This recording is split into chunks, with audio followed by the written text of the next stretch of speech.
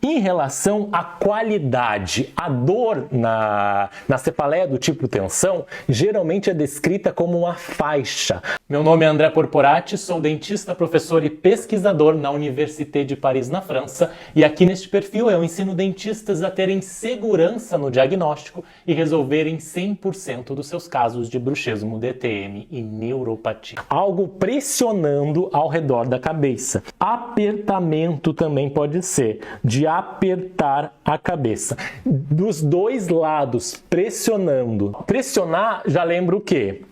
Já lembra uma outra característica que é bilateral. Uma faixa ao redor da cabeça lembra uma dor de cabeça dos dois lados, bilateral. Quando a gente passa para a migrânia, ela não é descrita aqui como pressão.